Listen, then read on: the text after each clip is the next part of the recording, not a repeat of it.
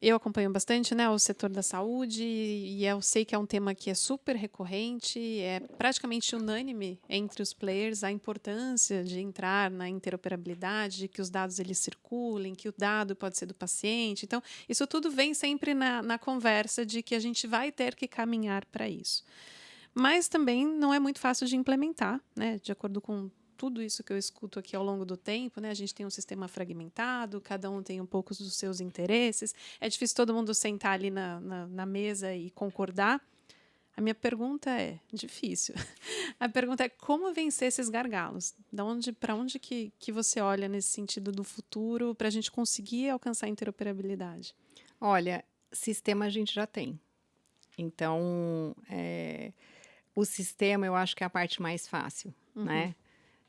A questão, né, a cultural de como até hoje o mercado tem funcionado, que precisa ser ultrapassada. Alguém tem que dar o primeiro passo.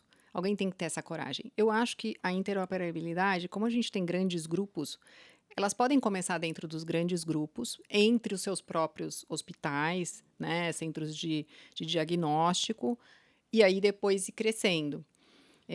Nós temos pilotos que foram feitos já em outros países e para demonstrar que dá para fazer, e que tem sistema para isso.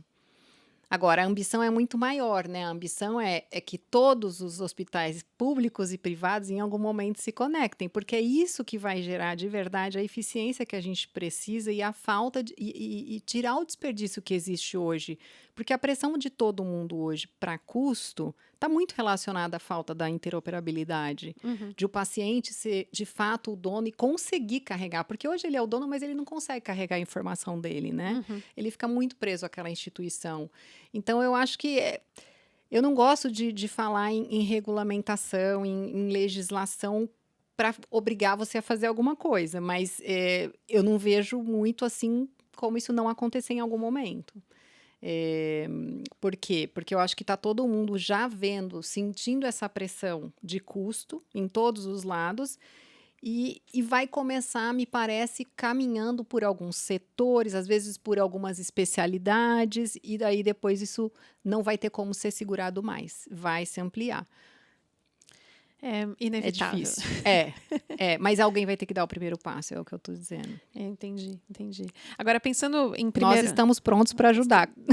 era essa, pronto, já me deu o gancho para minha próxima pergunta, né? Pensando de primeiro passo e pensando do que a gente tem visto agora do lado da esfera da saúde pública, né? A gente tem um novo governo, esse olhar, uma Secretaria de Saúde Digital e um primeiro passo ali com a EBSER essa integração, pelo menos dos hospitais da EBSER e esse olhar.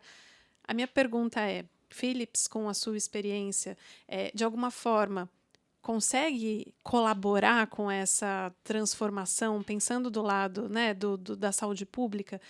E aí, obviamente, mais especificamente, se vocês entraram na pauta, se vocês se oferecem, se Sim. tem conversa, porque vocês têm experiência, Sim, né? sim. E nós já estamos. Aí eu queria te contar até que há 2 anos nós fizemos a nossa grande primeira investida no sistema público, que foi com a FEMIG em Minas, que nós Tá. conectamos todos os hospitais da rede, eh, e aí foi um projeto gigante, está sendo concluído ainda a Uhum. implementação, e nós também temos bastante experiência no setor público com os nossos equipamentos, não só com venda através de licitação, que é o normal, mas a gente tem uma PPP na Bahia, que foi a primeira PPP de diagnóstico do Brasil, onde nós conectamos 11 centros de diagnóstico a uma base de central de laudos. Então, isso já é uma eficiência, porque você tem uma única central de laudo emitindo laudo para essas unidades onde se processam os exames.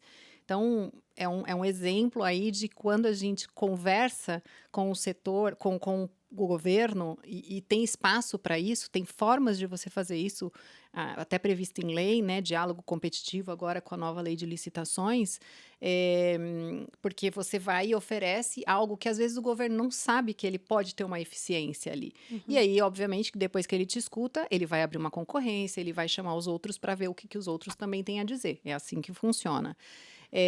Então eu acho que a nossa experiência, ela sim contribui, nós estamos nos fazendo disponíveis para todas as conversas que estão dentro do que está acontecendo hoje no governo, né, com o Complexo Industrial da Saúde, através da ABMED. A ABMED tem uma cadeira hoje lá nos grupos de trabalho para poder levar os pleitos, né? E como o que faz falta para a gente hoje conseguir eventualmente produzir mais no Brasil? Existe hoje uma demanda por produtos básicos, sabe? Uhum, Por raw material mesmo. uhum. Então, para a gente começar a pensar a produzir no Brasil, a gente precisa ter uma cadeia de suprimentos que funcione no Brasil, né? Porque se for para continuar trazendo coisas de fora e montar aqui, não necessariamente a gente vai estar resolvendo o problema que o Brasil precisa.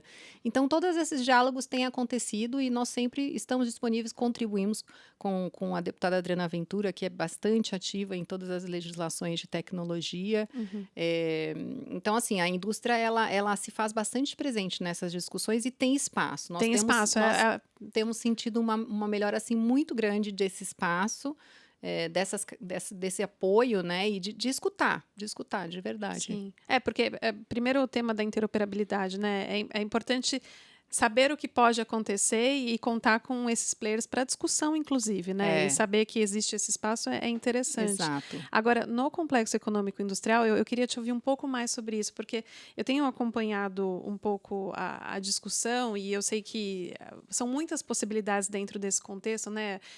Inclusive da definição do que é ou não prioritário. E aí eu queria te ouvir um pouco, inclusive, da sua cadeira, né, da ABMED, como que vocês estão articulando as possibilidades dentro dessa questão do complexo.